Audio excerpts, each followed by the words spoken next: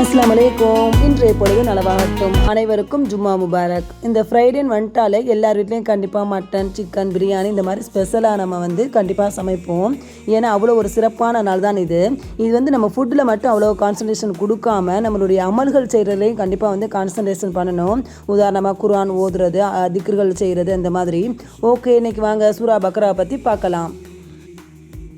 இந்த குர்ஆனில் இருக்கக்கூடிய சூறாலேயே மிக நீளமான சூறா என்னன்னு பார்த்தீங்கன்னா இந்த சூரா பக்ரா தான். இந்த சூறாவில் எத்தனை ஆயத்துகள் இருக்குன்னா 286 ஆயத்துகள் இருக்குது. இந்த சூரா பக்ரா அப்படின்னா என்ன அர்த்தம்னா பசு மாடு. ஏன் இந்த பேர் வந்துச்சுன்னா நபி மூசா அலைஹி வஸல்லம் அவருடைய காலத்தில் பனு இஸ்ராயலர்கள் அறுக்கக்கூடிய பசுமாட்டை பற்றி அந்த வரலாறு அமைஞ்சதுனால அந்த பேர் வந்துச்சு. குர்ஆனில் உள்ள எல்லா சூறாக்களுக்குமே சில சிறப்பு பெயர்கள் இருக்குது. உதாரணமாக குர்ஆனின் இதயம் எதுன்னு கேட்டால் நம்ம சூரா யாசின் சொல்லுவோம். அதே மாதிரி இந்த சூரா பக்ராவை என்ன சொல்கிறாங்கன்னா குர்ஆனின் திமில்னு சொல்கிறாங்க. என்னென்னா ஒரு மனிதனுக்கு என்னதான் கை, கால், கண்டு, மூக்கு, வாய் எல்லாம் சரியாக இருந்தாலும் இந்த முதுகு தண்டு இல்லைன்னா நம்ம நேராக நிமிர்ந்து நிற்கவே முடியாது. அப்போ அதே மாதிரி தான் இந்த குர்ஆனுக்கு அவ்வளவு ஒரு வலுவாக இந்த சூறா அமையுது. இந்த சூறாவில் ஒரு சிறப்பான ஆயத்து இருக்குது. அதுதான் ஆயத்துல் குர்சி. இது அனைவருக்கும் தெரிஞ்சது தான். ஒவ்வொரு மனிதரும் ஒரு வீடு கட்டையில் ஒரு கற்பனையோட ஒரு ஆசையோடு கட்டுறோம். அந்த வீடை அலங்கரிக்கணும், லைட்டிங் எஃபெக்ட் கொடுக்கணும், இன்டீரியர் ஒர்க்கு கொடுக்கணும்.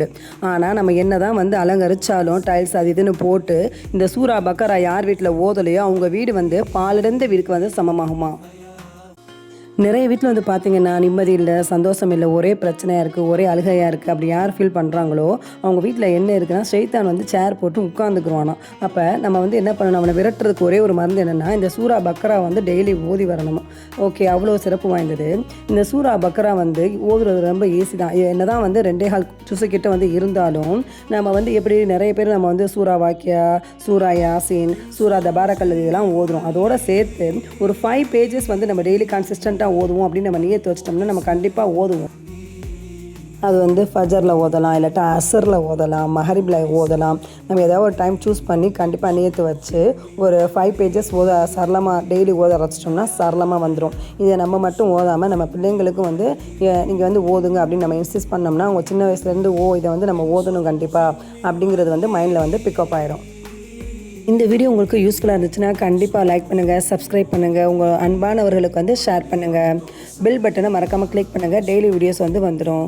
ஓகே ஃப்ரெண்ட்ஸ், அஸ்ஸலாமு அலைக்கும்.